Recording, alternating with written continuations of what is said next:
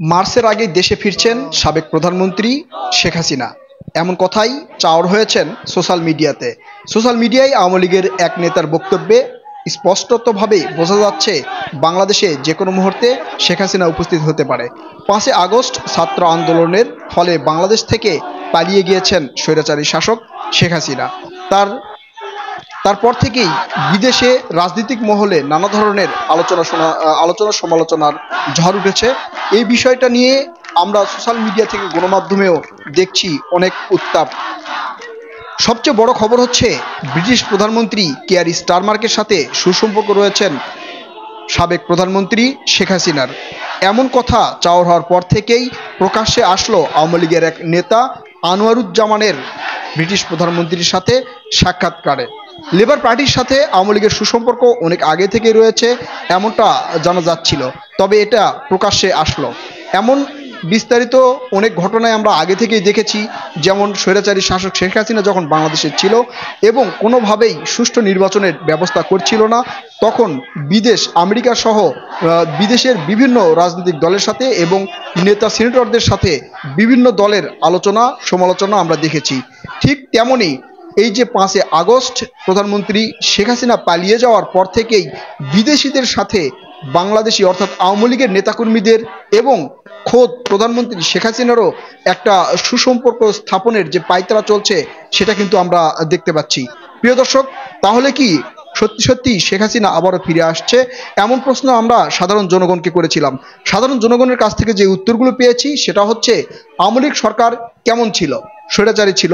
যদি আওয়ামী লীগ সরকার স্বৈরাচারী থেকে থাকে, কোন কোন বিষয়ে স্বৈরাচারী ছিল? তারা সিন্ডিকেট করে দ্রব্যমূল্যের দাম বৃদ্ধি করেছে, তারা ব্যাংক লুটপাট করেছে, তারা অর্থনীতি ধ্বংস করেছে, তারা খুন গুম অনেক কিছুই করেছে, বিচার ব্যবস্থাকে নিজের আয়ত্তে রেখেছিল।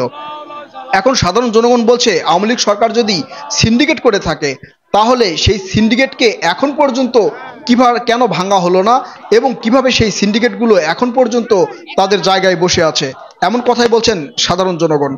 রাজনৈতিক বিশ্লেষকগণ বলছে, যদি বাংলাদেশের সংবিধান সংস্কার বা পরিবর্তন করা না হয় তাহলে সেই সংবিধান অনুযায়ী বাংলাদেশের প্রধানমন্ত্রী এখন পর্যন্ত শেখ হাসিনাই রয়েছে, আর সেই সুযোগটা নিতে পারে আওয়ামী লীগ। এবং এই জন্যই বৈদেশিক অর্থাৎ বিদেশের বিভিন্ন রাজনৈতিক দল এবং দেশের সাথে সুসম্পর্ক বজায় রেখে চলেছেন আওয়ামী লীগ। তাহলে কি আওয়ামী লীগের প্রধানমন্ত্রী আবারও বাংলাদেশে আসবেন, আবারও প্রতিষ্ঠিত হবে আওয়ামী লীগের রাজনীতি? এমনটাই শঙ্কা করছেন রাজনৈতিক বিশ্লেষকেরা। রাজনৈতিক বিশ্লেষকগণ আরও মনে করছেন, যেহেতু ভারত সম্পূর্ণভাবে আওয়ামী লীগকে সাপোর্ট করে যাচ্ছে, সেহেতু বিদেশের যেমন ব্রিটিশ প্রধানমন্ত্রী কেয়ার স্টারমার্ক সহ অন্যান্য ব্রিটিশ যে প্রধানমন্ত্রীরা আছে তাদের সাথে আওয়ামী লীগের যে একটা সুসম্পর্ক গড়ে উঠতেছে, এই সুসম্পর্ক যদি বলবৎ থাকে তাহলে বাংলাদেশে আবারও আওয়ামী লীগের শাসন প্রতিষ্ঠা হতে পারে। আমরা দর্শকদের কাছে আরও প্রশ্ন করেছিলাম যে বাংলাদেশের এখন পর্যন্ত কি পরিবর্তন হয়েছেন। আসলে বাংলাদেশের দৃশ্যমান এখন পর্যন্ত কোনো উন্নয়নের পরিবর্তন সাধারণ জনগণ দেখছে না। তাহলে যদি বাংলাদেশের বর্তমান যে সরকার ডক্টর ইউনূস সরকার আছেন, এই ডক্টর ইউনূস সরকার কিসের ভিত্তিতে আছেন? ইনি বিপ্লবী সরকারও নয়, ডক্টর ইউনূস কোনো রাজনৈতিক সরকারও নয়, এবং ডক্টর ইউনূস যেটা আছেন এটা জাতীয় বা ঐক্যের সরকারও নয়। তাহলে কিভাবে ডক্টর ইউনূস বর্তমানে সরকারের চেয়ারে বসে আছেন? এই চেয়ারে বসে থাকার যে একটা সাংবিধানিক অধিকার, সেই অধিকারটা কি ডক্টর ইউনূসের এখনো আছেন কিনা?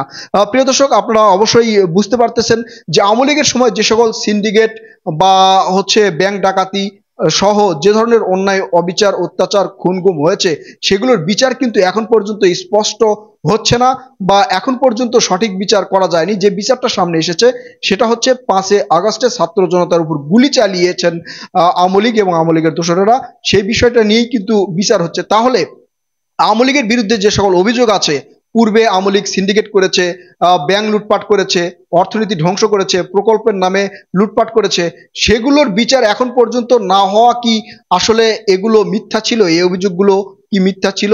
এমনটাই মনে করছেন সাধারণ জনগণ। প্রিয় দর্শক, আপনারা আমাদের সাথে থাকবেন, দেখতে থাকবেন। তাহলে কি বাংলাদেশে আবারও আওয়ামী লীগ সরকার প্রতিষ্ঠিত হচ্ছে বিদেশিদের হাত ধরে, নাকি বিদেশিদের সহায়তায়, ইন্ডিয়ার সহায়তায় বাংলাদেশে আবারও সেই হাসিনা সরকারের শাসন প্রতিষ্ঠিত হবে, আমরা আবারও সেই স্বৈরাচারীর শাসনের অধীনে যাব, দুর্নীতিগ্রস্ত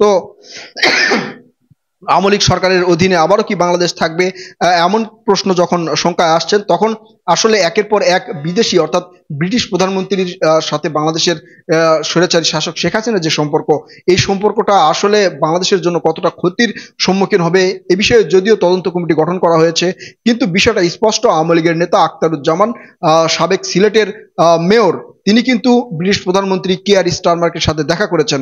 অর্থাৎ ব্রিটিশ যে সিনেটরগুলো আছে তাদের সাথে সুসম্পর্ক বজায় রেখে চলেছে আওয়ামী লীগ, এবং তাদের হাত ধরেই কি আবার ভারতের সম্পর্ক নিয়েই আবার ভারতের সাথে যেই আওয়ামী লীগের সুসম্পর্ক রয়েছে সেই সম্পর্ক নিয়ে আবারও বাংলাদেশে সেই শেখ হাসিনার প্রতিষ্ঠিত হবে কিনা? প্রিয় দর্শক, প্রশ্ন আপনাদের কাছে। আমাদের সাথে থাকবেন, দেখতে থাকবেন দেশ ও আন্তর্জাতিক সংবাদ পেতে আমাদের চ্যানেলটি সাবস্ক্রাইব করবেন। ধন্যবাদ।